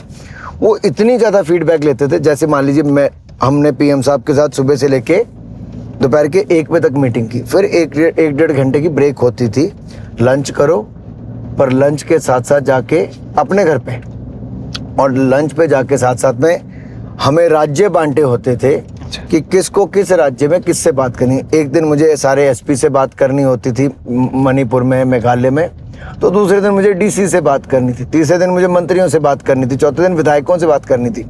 तो ग्रास रूट लेवल की फीडबैक कैसे आए, और उसको सेंट्रलाइज 2 मिनिस्टर्स की ड्यूटी थी, उसको इकट्ठा करते थे, और उसका क्रक्स क्या निकलता था कि किस क्षेत्र में क्या क्या जरूरत है। और प्रधानमंत्री अपना 24 घंटे में से कोविड के समय 19 घंटे का काम इसीलिए लगाते थे कि फीडबैक आ रही उसके हिसाब से निर्णय करते थे। देखिए साहब, इतना सिस्टमेटिकली काम हुआ है दुनिया के लिए। मुझे लगता है एक रिपोर्ट जब बने तो दुनिया के लिए एक केस स्टडी हो सकती है, एक मॉडल कि कैसे कोविड को हैंडल किया। इसीलिए मोदी जी की धूम आज दुनिया भर में सबसे लोकप्रिय नेता के रूप में है, और दुनिया के नेता भी मोदी जी को इसलिए सबसे ज़्यादा मानते हैं क्योंकि इतने बड़े देश में जब लोग कहते थे करोड़ों लोग मर जाएंगे, वहाँ मोदी जी ने जान भी बचाई, हैंडल किया सिचुएशन को बहुत अच्छे तरीके से, ये दिखाया हमें भी। Tell us something about Amit Shah ji, उनकी क्या खास बात लगती है आपको? देखिए, आपको उनके भाषणों से सुन के पता चलेगा कि कितनी गहराई में जाते हैं। वो ऊपर से काम करने वाले नेता नहीं है। धारा 370-35 से हटाना अपने आप में बहुत बारीकी में काम करना, तो उसको कानून को स्टडी करना कि इसमें टेम्परेरी क्लॉज है। पहले तो मिथ ही देश भर में खड़ा किया था कि इसके लिए पता नहीं क्या बदलना पड़े। That was a temporary clause. उसको हटाने के लिए अमित भाई ने वो होमवर्क किया और उसको किसी की भनक तक नहीं लगने दी। और उसका उस समय हमारा नए सांसदों का प्रशिक्षण वर्ग रखा गया। अच्छा। और मुझे बुलाया गया कि क्योंकि मैं चौथी बार का सांसद हो गया था, और मुझे कहा गया कि भाई इसके इंचार्ज तुम हो, पूरा स्टेज तुम्हें मैनेज करना है, यंगस्टर्स की टीम दी गई, इनसे तुम्हें आयोजन करना है, ये वीकेंड पे एमपीज वापस नहीं जाएंगे, इनका प्रशिक्षण होगा। लेकिन मुझे साथ साथ ये बताया गया कि जरूरी काम है इसलिए करना है। और मैंने देखा अमित भाई लगातार पार्लियामेंट में 2 दिन रहे, अधिकारी आते गए, मिलते गए, मीडिया भी क्यास लगाता गया कि 35 से हटेगा। कोई नहीं सोचता 370 भी हट पाएगा। और जो उसके बारीकी में अमित शाह जी ने काम किया है, जो प्रधानमंत्री जी का नेतृत्व हमें मिला है, हैट्स ऑफ कि हमारे पास मोदी जी जैसे नेता हैं और अमित शाह जी जैसे जो स्ट्रैटेजिस्ट, जो कहते हैं ना आज के चाणक्य के, वो काम करके दिया। और क्या क्या नहीं कहा कश्मीर से लेके कांग्रेस के नेताओं ने, खून की नदियां बह जाएंगी, ये हो जाएगा। साहब, आज पथराव बंद हो गया, अलगाववाद पे ग्रहण लग गया और आतंकवाद की घटनाओं में कमी आ गई। 81% डेथ्स में कमी आई नागरिकों की, 50% डेथ में कमी आई फौजी भाइयों की। तो ये जो है वो बहुत गहराई में जाके काम करते हैं। सीए का कानून बनाया, जल्दबाजी में उसको लागू नहीं किया, उसके रूल्स बनाए, सब कुछ किया, ट्रिपल तलाक से निजात दिलाई। और भव्य राम मंदिर जब निर्माण हुआ तो कोर्ट का निर्णय आने के बाद भी देश में किसी तरह का कोई विवाद नहीं हुआ। ये होती है लीडरशिप और एडमिनिस्ट्रेटिव क्वालिटीज, जिसकी मिसाल कोविड से लेके इन सब मुद्दों पर मोदी जी ने पेश की। और अमित शाह जी ने एक इफेक्टिव उनके टीम लीडर के रूप में, टीम के रूप में वहां पे काम किया। अमित शाह जी गुस्से में रहते क्या हमेशा? बिल्कुल भी नहीं। अमित भाई के साथ तो समय बिताना, वो संगठन का, चुनाव का उनको इतना आनंद आता है। वो इकलौते ऐसे भारतीय जनता पार्टी के शायद राष्ट्रीय अध्यक्ष रहेंगे, 3-3 दिन एक राज्य में उन्होंने इकट्ठे बिताए, संगठन के लोगों से, छोटे से छोटे कार्यकर्ता से मिले, भोजन जाके लोगों के घरों में किया, पार्टी के कार्यालय पूरे देश भर में बनवाए। ये बहुत बड़ी बात है। और जो उन्होंने नींव संगठन की रखी इतनी मजबूत करके, अब हमारे राष्ट्रीय अध्यक्ष आदरणीय जगत प्रकाश नड्डा जी उसको और आगे लेके जा रहे हैं। अमित भाई का मैं कहूँगा कि वो बहुत विजनरी हैं, स्ट्रैटेजिस्ट हैं और एग्जीक्यूटर भी हैं। वो 2014 में यूपी के प्रभारी थे, पार्टी के महामंत्री थे। उस समय उन्होंने यूपी में रिकॉर्ड सीटें जिताई, जब लोग कहते हैं मुश्किल से 15-20 सीटें जीतेंगे। पर आप कह रहे गुस्सा नहीं आता उनको, जो यूजुअली हमें दिखता है मोस्टली? देखिए साहब, वो मुद्दों पर किसी की आलोचना कर सकते हैं, लेकिन जहां आप तर्क देंगे आपकी पूरी बात को सुनेंगे भी। और ये गुण मोदी जी में सबसे बड़ा है। अगर आपके पास बात करने की क्षमता है, कुछ सुझाव है, विचार रखने, कुछ भी करना, आपके पास विचार कम पड़ जाएंगे, मोदी जी के पास समय की कमी नहीं होगी। वो इतना अटेंशन स्पैन है। तो ये सबसे बड़ी बात मोदी जी की है कि आपको समय दिया है तो एक फोन नहीं बजेगा, एक पर्ची नहीं आएगी, केवल आपका समय है। ये बहुत बड़ा गुण है। और अमित भाई को तो मैंने देखा प्लान भी करते हैं, साथ साथ में इतने फ़ोन करते जाएंगे, लोगों से एग्जीक्यूट करेंगे। वो बहुत कुछ उन लोगों से सीखने वाला है। ये ऐसे ही यहाँ तक नहीं पहुँचे साहब, इनका पूरी जीवन खपा दिया है इन लोगों ने संगठन के लिए और देश के लिए। आप वॉल्वो में भी ट्रैवल करते हुए दिख जाते हैं। मैं नॉर्मल बस से लेके लोगों के स्कूटर पे भी ट्रैवल करता हूँ साहब। मुझे 1% कोई संकोच नहीं होता। मुझे लगता है जहाँ समय बचे और हम समय पे पहुँचे, तो चाहे रिक्शा पे जाना पड़े, चाहे स्कूटर पे जाना पड़े, चाहे बस में जाना पड़े। मुझे लगता था कि यार मैंने अकेले ने हिमाचल जाना है, मैं गाड़ी भगाऊं, तेल भी खर्च करूं, समय भी बाकी लोगों का लगाऊं। रात की बस में मैं क्या करता था, 10 बजे तक अपने, तब मैं सांसद ही था, मैं अपने काम खत्म करता, 10 बजे तक 10:30 बजे की बस पकड़ के मैं चढ़ जाता था। सुबह 7 बजे उतरता था, 1-2 घंटे मिलते थे मुझे नहाने, फ्रेश होने के लिए, ब्रेकफास्ट करने के लिए। 9 बजे से मैं अपने कार्यक्रम शुरू कर देता था और फिर संडे रात को कार्यक्रम खत्म किए, रात की बस पकड़ी और मंडे सुबह पार्लियामेंट में वापस पहुंच जाना। तो लोगों को लगता था यार ये बस में क्यों आता है। तो मुझे लगता था कि मुझे लोगों से मिलने का अवसर भी मिलता था और मैं देश के लिए तेल, पर्यावरण, जो भी आप समझे, मैं वो बचाने का काम भी करता था। क्योंकि यूजुअली लोगों को लगता है कि, कई बार लगता है कि ऑन अ सीरियस नोट बताऊं कि थोड़ा ओवर कर रहे हैं कि जब इनके पास गाड़ी है उस तरीके से जा सकते हैं चीज़ें। आई थिंक नीचे तो नहीं जाना था, इसी तरफ से जाना था क्या? ठीक, लोग पता कर लेते हैं। मैंने क्योंकि साइन देखा नहीं, हम एकदम मेरे कैमरा की झंडे नीचे लगे हैं। मैं भी वही सोच रहा। नहीं, आगे भी लगा झंडा, ऐसा नहीं है। आई थिंक इधर ही है, कहीं चल रहे हैं। रास्ते ठीक पे हैं? ठीक रास्ता है ना? ठीक है, ओके जी। चलिए कंटिन्यू करते हैं जी। कई बार लोगों को लगता है कि कहीं शो ऑफ तो नहीं है ये चीज़। साधारण लोगों के हिसाब से बोल रहा हूँ, देखिए, क्योंकि आप अफोर्ड आप कर सकते हो आप गाड़ी में। नहीं, गाड़ी, मेरे पास कोई गाड़ी की कमी नहीं है। मैं फिर कह रहा हूँ कि ये सोच का फर्क है। मुझे कभी ये फर्क नहीं पड़ता कि मैं बस में गया कि किस में गया। मुझे लगता है ठीक है, सफ़र करो। और मैंने, देखिए साहब, मैं जब क्रिकेट खेलता था तब मैं ट्रेन का जो टॉयलेट होता है ना, उसके बाहर वाली जगह होती, बगैर बुकिंग के भी हमें कई बार लास्ट मिनट पे टूर्नामेंट खेलने जाना पड़ता था। टांगे पसार के हम लोग वहाँ पे बैठते थे। कई बार एक सीट पे 4-4 लोग बैठ के जाते थे। बसों में सफ़र किया है। तो मेरे लिए बस का सफ़र और ये ट्रेन का थर्ड, जो कहते हैं थर्ड क्लास कहते हो आप, क्या कहते हो उसको, जनरल कंपार्टमेंट, उसमें भी सफ़र करना मुझे कोई बहुत मुश्किल नहीं लगा। मेरे लिए आराम था, क्योंकि मैंने देखा कि जब हम लोग नॉर्मल टूर्नामेंट खेलने जाते तब ज़मीन पे दरी बिछा के उस पे सोते थे, अपना कंबल खुद लेके जाते थे। जब बड़े लेवल पे खेले तब 5 स्टार होटल से लेके 3 स्टार होटल में भी ठहरे। तो जैसा देश वैसा भेष, वैसा हो जाए। चलिए थोड़ी सी पॉलिटिक्स की बात कर लेते हैं अब टुवर्ड्स द एंड।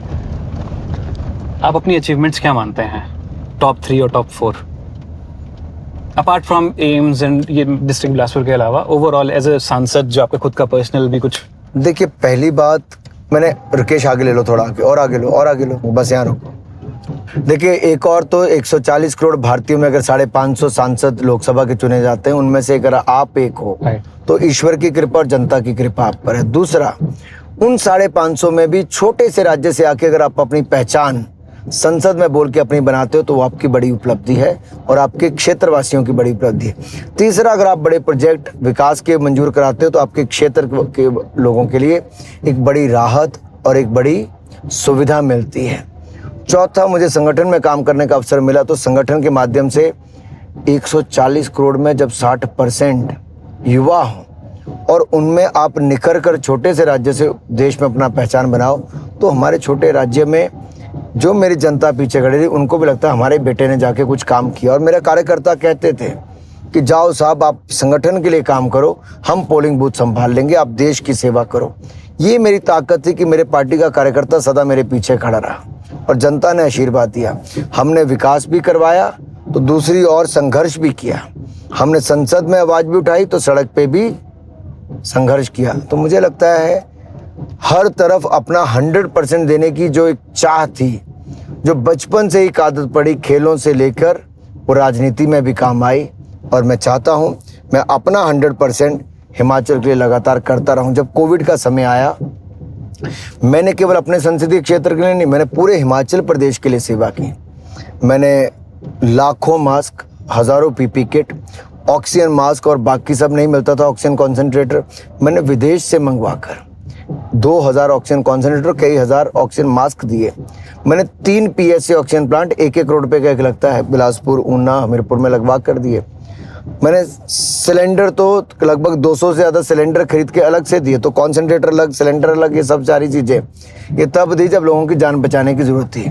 और 1 करोड़ रुपये अपनी सांसद निधि से दिया। हमने कभी कोई कमी नहीं आने दी। हिमाचल के लिए क्या विजन है आपका?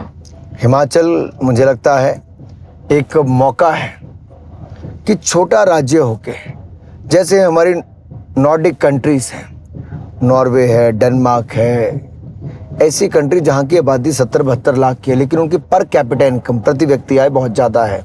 वो नॉलेज बेस्ड इकोनॉमीज बन गई। हम भी अपने ज्ञान के आधार पर, अपने क्षेत्र और अपनी सुंदरता, अपनी संस्कृति के आधार पर अपने इसको पर्यटन, शिक्षा और इस क्षेत्र के लोगों को रोजगार के और स्वरोजगार के अवसर बहुत बढ़ा सकते हैं, उनके आय के साधन बढ़ा सकते हैं। मुझे लगता है बहुत सारी संभावनाएं हैं जिन पे काम किया जा सकता है, लेकिन वो कभी आपके अगले पॉडकास्ट में डिस्कस करेंगे। बिल्कुल, फॉर श्योर। हमीरपुर संसदीय क्षेत्र के वोटर को, अनुराग ठाकुर को क्यों वोट करना चाहिए, आप कैमरे पे डायरेक्ट बता दीजिए। मैं इतना ही कहूँगा अपने भाई और बहनों से कि आपने मुझे आशीर्वाद दिया और मैंने अपने क्षेत्र का और आप सबका मान सम्मान बढ़ाया। हर संभव प्रयास किया अपने क्षेत्र के विकास का, चाहे एम्स हो, PGI हो, 2 मेडिकल कॉलेज हो, सेंट्रल यूनिवर्सिटी हो, IIIT हो, NIT हो, टेक्निकल यूनिवर्सिटी हो, हाइड्रो इंजीनियरिंग कॉलेज हो, या फिर हॉर्टिकल्चर कॉलेज से लेके होटल टूरिज्म का, होटल मैनेजमेंट का कॉलेज हो, 6 केंद्रीय विद्यालयों से लेके हर तरफ नेशनल हाईवे हो, सब किया। रेलवे से लेके बाकी सब, बिलासपुर की रेलवे लाइन हो, ऊना की हो, हमने सब कर दिया है। अभी और बहुत करना बाकी है, तो मुझे वोट दीजिए, कमल का बटन दबाइए, मोदी सरकार बनाइए और आइए मिलके अपने क्षेत्र को और आगे बढ़ाएं, विकास करवाएं। Thank you so much Anurag ji. बहुत बहुत धन्यवाद। The Himachali Podcast. Powered by Lima Smart TV.